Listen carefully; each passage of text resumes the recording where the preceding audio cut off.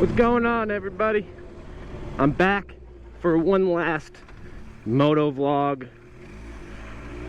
I'm back for one last moto vlog before I leave for school. A little bit of what's going on here. So I'm going back for one more year.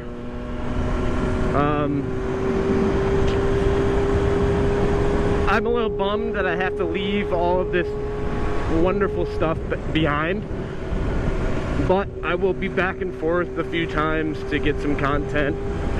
Hopefully enjoy the fall weather, get some good video clips of that time of year, which I've never been able to get, especially with this bike since I just built it. But yeah, so the bike is running solid. It still needs to be fine-tuned. I have a dyno session set up next spring or even this fall. It depends. I have to figure it out. But anyways, eventually I will have this on a dyno to get some real numbers and fine-tune it so we're running optimal for the engine health. Which, you know, we're doing fine right now. And a little tip here, so I'm running a 4-to-1 MotoGP Works exhaust and K&N pod filters with a second overbore in the cylinders in the engine and some light pouring done to the head. So there's been a little bit of work done to this thing, to say the least, as you all know. But what I want to say is, in my previous moto vlog, I talked about a reference point for the jets. So actually, since then, I have gotten the bike to run a little bit better, matter of fact. And so how I achieved that was turning the mixture screws in to about like 3/4 turn out from close to 1 turn out. I found it to be a lot stronger through all of the throttle positions. And also I switched to iridium plugs, NGK iridium plugs. I believe it's the code for those. I'll pop it up right here in the corner, but I believe the code for that was like NGK 6681. I will confirm that with a little title right here. But yeah, so the bike's running really well. That's what I'm running for spark plugs, iridium. I am running a Dynatech ignition.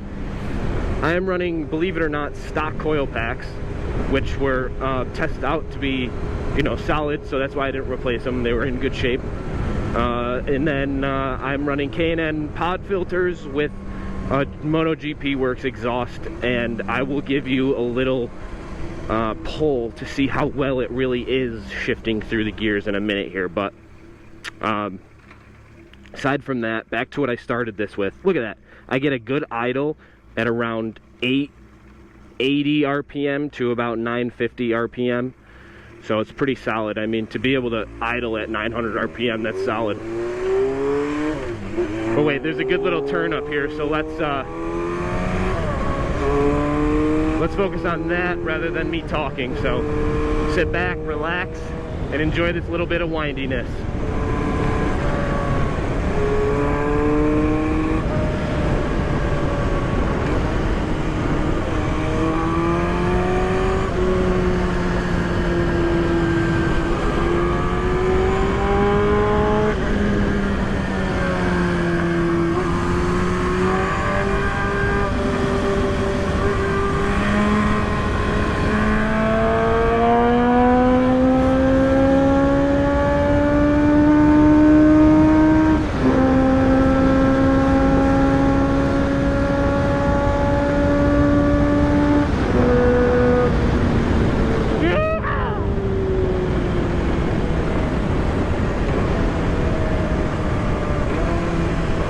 Yeah, baby.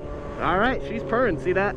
So that's a pretty good reference point for everyone to start with if you have a similar setup, meaning open pipe 4-to-1, K&N pod filters, and iridium plugs. So Also, I originally ran cheap pod filters, like, you know, the classic eBay ones, and I will say that a well-oiled K&N filter is by far a lot more functional. Don't get me wrong, pod filters in and of themselves are a pain in the arse, but if you buy a little bit more expensive ones, for instance like DNA filters or K&N pod filters, among others, I'm sure, I don't know them all, but I've found that A, construction wise they're a lot stronger, B, a bit easier to tune, and C, you get the brand logo on there, you know, so it's a little bit more credible, I guess, all around. And aside from that, they really do make life a bit easier when it comes to tuning for carburetors. Alright, well, let's get back on track here. So I started this video by saying that this is the last motovlog series of the season for the summer. That is because I am headed back for one more year of school.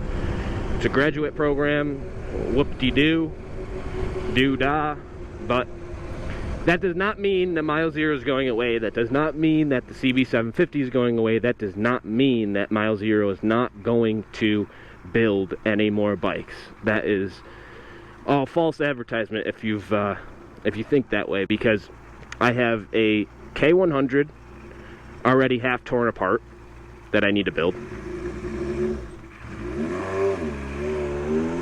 I have a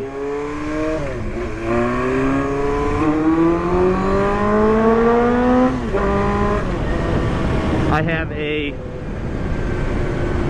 1974 CB450 twin that I have unbelievable plans for as well. So just give me some time. Give me some time to settle in, find my spot, and I'll be back stronger than ever.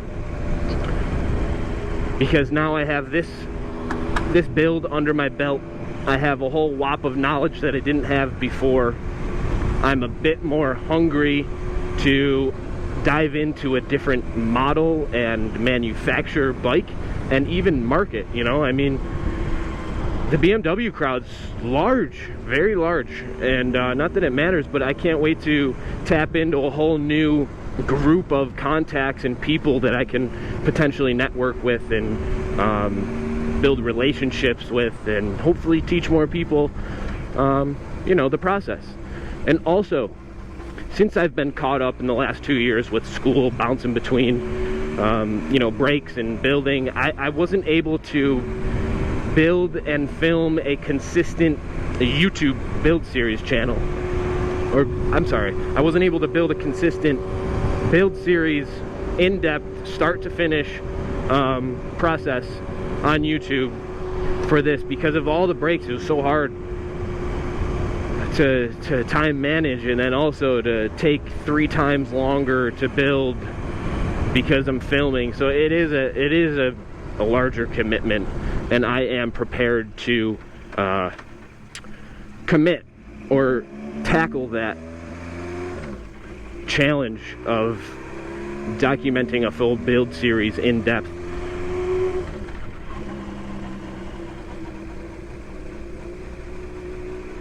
Because I think it's important. I think it's fun. I've always loved having a camera in my hands, filming the things I love to do.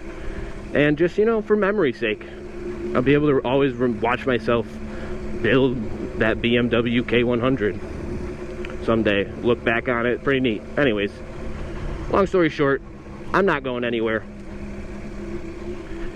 I have major plans with the BMW, especially the 450, the Honda 450. And please stay tuned. I'm still on the platform, so I'm not going anywhere. It's just I can't really make any forward progression in terms of new builds and riding this bike because I won't have any of it with me, unfortunately.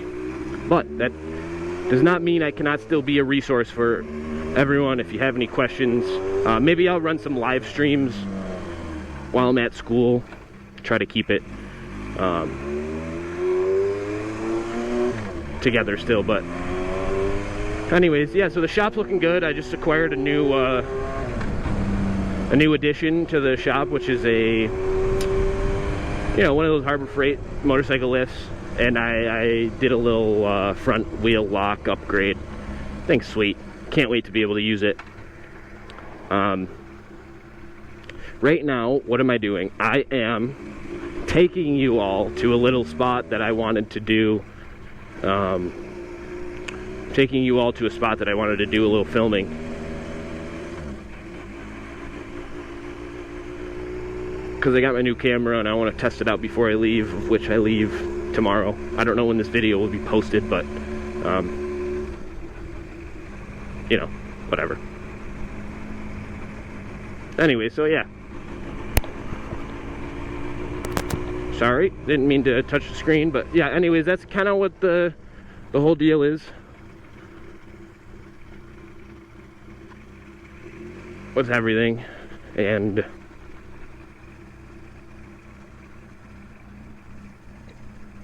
let's park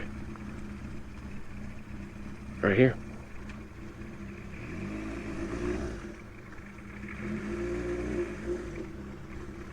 Okay, nice little, here we go.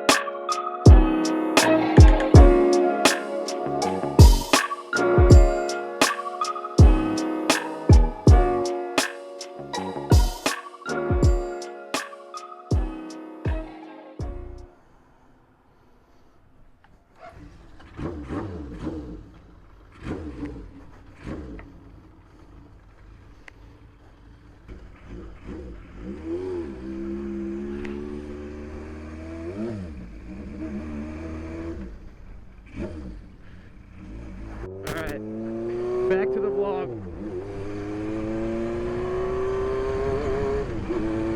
I'm about to get rained on.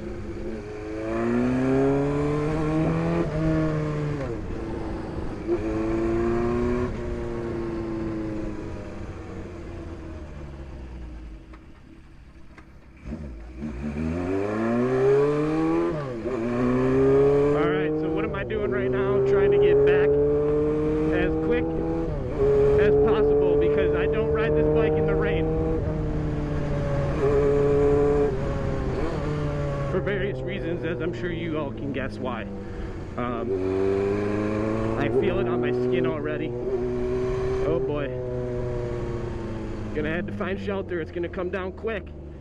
This isn't good.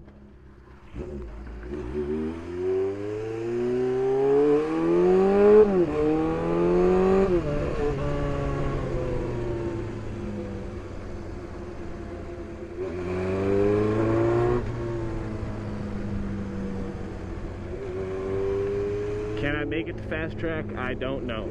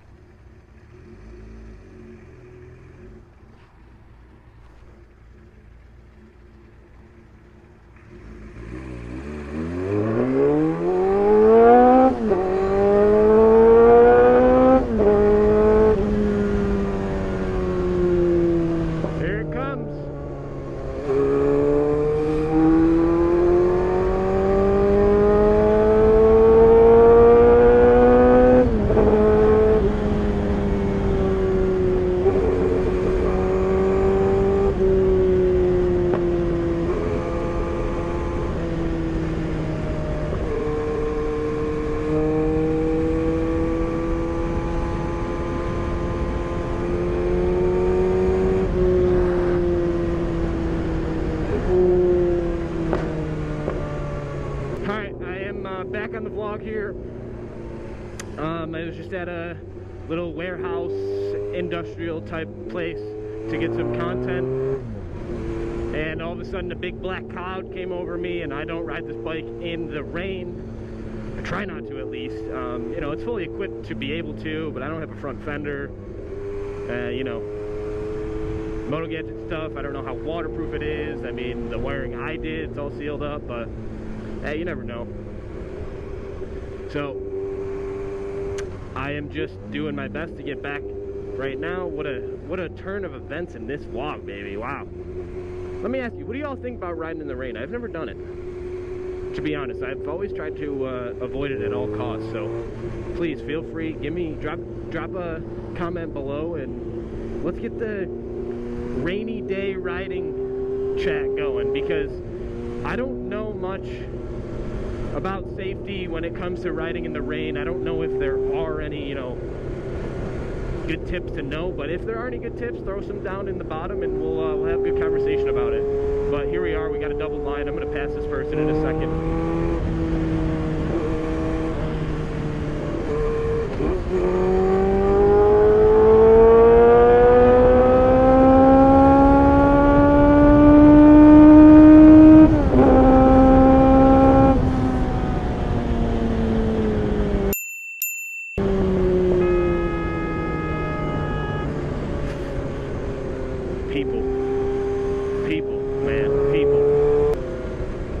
They just don't care. Gotta be extra careful. Oh, another thing. My speedometer doesn't register yet. For whoever is watching this video that runs Moto Gadget stuff, I get a notification on my app saying speedometer config error. So I'm assuming I just have a simple miswire. That would make the most sense, I would think. Or maybe, yeah, I really think that's all it is. Because I have my magnet all dialed into the manual specs, and the mount is aluminum, not metal. Anyways, I'm blabbering now, so I don't even know if I'll put this in the vlog, but if we do, we do. And that's it. But look at that. Nice idle at 900 RPM. Some raindrops on the bike. It's good. It builds character. I wanted to get some more footage of the bike. I got some good shots. Just no rollers. I don't have any rollers. It's kind of annoying.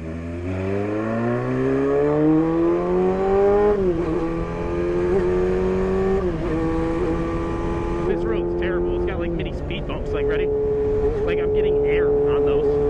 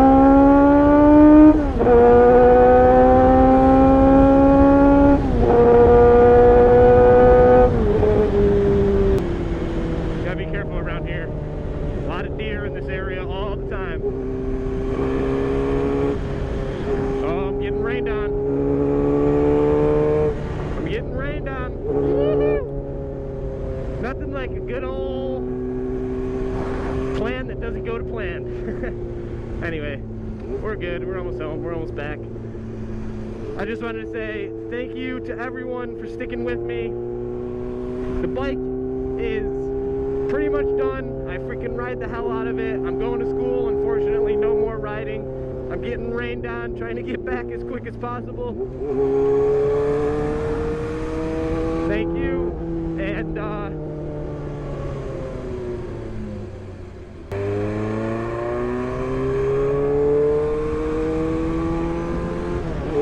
thank you again. I know I said that already, but thank you. Stay tuned.